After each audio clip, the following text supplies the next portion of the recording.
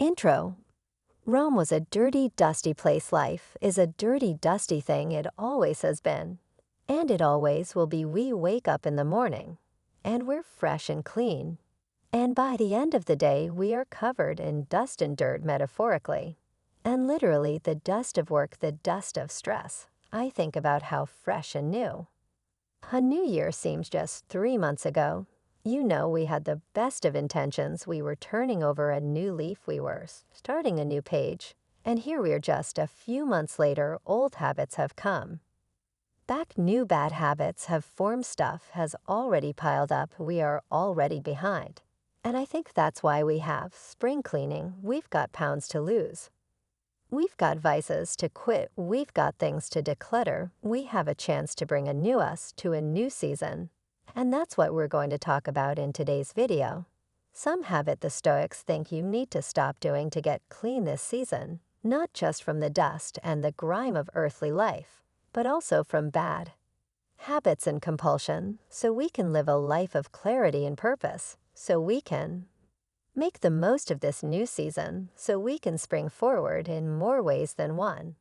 And by the way, if you want to join me and thousands of other Stoics all over the world that are doing that for 10 days here in March, I would love to have you join us in the daily Stoic Spring Forward Channel Challenge. You can sign up now at dailystoic.com spring. But let's get into music. Stop letting circumstances define you. The Stoics speak of this idea of the inner citadel, this sort of part inside yourself that can't be touched by externals. Good news, bad news, good fortune, misfortune. Marcus Aurelius writes, that stuff cannot touch the soul, and I think that's what we see despite all the things that we know happened to Marcus in his life, all the good fortune that he did not meet with all the misfortune that he did not deserve. Nothing touches the inner goodness inside him. That's what meditation shows. It shows that despite the filth, the dust, the stress of life, what remains is the goodness. He keeps that pure bubbling up. Music. Stop being negative. Always part of the reason your life sucks is 'cause your thoughts suck. Mark says that our life is dyed by the color of our thoughts. So if we see only negative, if we only see the worst in people, if we only see what's impossible, if we only see how we screwed up, that's going to color our perception of reality. Your life is TED by the color of your. Stop wasting time. Music. Thoughts. There's a limit of the amount of time that's assigned to each of us. Marcus Aurelius would say, and if you don't use that time to free yourself, he said, it'll be gone forever, and it will never return. His point was you can't wait until tomorrow. He says that's what we do. We could be good today. Instead, we choose tomorrow. We put it off. We don't say we're never going to do it. We say we're going to do it later. But the result is the same. We never end up doing. We don't end up making the changes. We don't end up becoming what we're capable of being, who we know we should be, what we know we ought to be when a new season is upon you. It's a chance to ask yourself, how many more winters am I going to let go? By how many more springs am I going to? By how many more springs am I going to waste? Am I going to wait until summer? Until fall? Until another 365 days around another rotation of the earth before I get serious about this? Before I do what I know I need to do. Before I do what I know would be good for me. Stoics would say you got to stop thinking about it, and you got to start doing it. And there's no better time than right now. That's what we're doing in the daily Stoic Spring Forward Challenge. We're using this new season as a chance to spring forward, to make changes, to do the things that we know we could and should do. And you can join me and thousands of other Stoics doing this challenge. It's the 10-day challenge of Stoic-inspired wisdom. It's lessons for me, lessons for Marcus Aurelius and Seneca and Epictetus. You can sign up right now at dailystoic.com spring. Sign up now. Grab your spot, and we're going to have a lot of fun. Stop vacillating. Together, a philosopher goes to the house of a Stoic named Agrippinus, and he says, Hey, I've been asked to attend this party that Nero is throwing on, we all know. Nero is awful and corrupt and evil. I'm wondering whether I should go or not. I'm thinking about it, should I go? And Agrius says yes, you should go, and the guy says why you're not going, and he says yeah. But I didn't even think about going. His point is agonist wasn't do I want to do. I not he wouldn't even consider doing something like that would be so compromising or corruptive. The sort of hell yes or hell no rule. He's saying this for a fact a tad and so. Is the hell yes hell no thing, but the idea is we should be really clear about what we are willing to do and what we aren't willing to do, the things we accept. And the things we don't accept, we should have a clear sense of our moral compass, also our priorities. So we're not hemming and hawing, we're not having to ask for advice, we're not even thinking about it, it's a hard pass. Or, it's enthusiastic. Stop being so available. Music. Yes, actually, RIT said this to me. Once he said you don't owe anyone a response, and his point was that just 'cause an unsolicited email comes in doesn't mean you have to reply to that person. There was a time early in my life when I believed in inbox zero, and that plan has had to get abandoned as I've gotten older and more successful. 'Cause I value other things, of course. Again, I want to reply, and there are people I do get back quickly to, but I've had to realize that the preconceived notion I have of what being caught up is actually preventing me from getting caught up on what's truly important. Eisenhower has that decision matrix about what's urgent and what's important, and sometimes the things that come in the inbound inquiries, they feel important.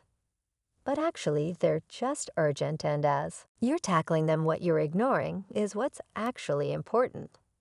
But not necessarily. Stop the hustle. Urgent, you make haste slowly.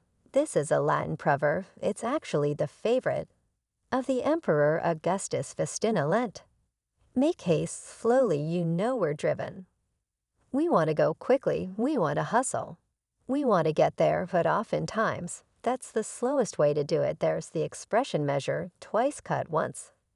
There's the expression in the military, that slow is smooth and smooth. Is fast, of course, we want to rush, of course, we want to do it with all deliberate speed, but the deliberate part is the word there. You have to be disciplined about this, you have to make haste. Music. Stop holding grudges.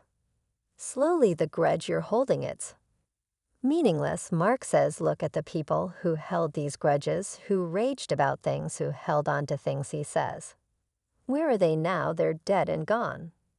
The grudge went nowhere, and the same is going to happen to your thing, whatever it is you're upset about, however significant it was for you. Eventually it disappears along with you. So how can you work on letting it go? How can you move on? How can you process? How can you not carry it around? How can you not let it consume you? Stop being so reactive. Music.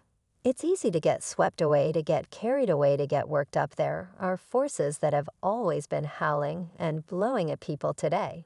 It's the news and social media. But in the past, it was the frenzy of the mob or public opinion. Floor of the Colosseum. Our job, the task of Stoicism, is to help us keep that even. Marcus says to be like the rocks that the waves crash over. Eventually, the sea falls. Still around. Crep is one of the early Stoics. He said, look, if I wanted to follow the mob, I wouldn't have become a philosopher. Our task, the purpose of Stoicism, is to help us slow down, to act with some restraint, to be able to reflect, to put every impression or opinion to the test. As Epictetus said, to not get swept away, to not be buffeted by forces beyond our control, to keep our bearings, to keep our values, to keep from losing our minds when everyone else around us is losing theirs. Stop letting everyone in. At one point in Meditations, Marcus says avoid false friendship at all costs. Says nothing is more painful, nothing is worse, and he knows this from experience. I tell an obstacle is the way the story of Marcus being betrayed by Avidius. Cassius, his most trusted general, one of his best friends, he declares himself. Emperor essentially attempts to orchestrate a coup. Marcus Aurelius knew that although we wanted to be trusting of people, although we wanted to assume the best in people, we had to understand that people were not perfect. People could be led astray, people could have evil intentions in their heart. We have to be aware of this. We have to be prepared for BONUS. Spring forward. Here we are, the winter has started to thaw, the days are getting a little bit longer, the weather is getting better, the leaves are coming back out. Let's tackle this new season with some new growth, some improvement, some invigoration. Let's embrace this new time of year. And that's what the Daily Stow Spring Forward Challenge is about. Want to spring into this new season, leap forward along with the clocks and get after it. If you've done any of our challenges, you know what they come with. It's one Stoic inspired challenge, delivered every day. There's sessions. With me, there's a Stoic community. It's going to be a quick, rapid-fire Stoic inspired challenge. It's not going to be easy. It's supposed to be challenging, but all these challenges are designed to make you better, and I'd love to see you in it. And reminder, if you sign up right now for Daily Stack Life, you get this challenge and all of our challenges totally for free. So we'd love to have you in it. Sign up right now at ditto.com. Spring music.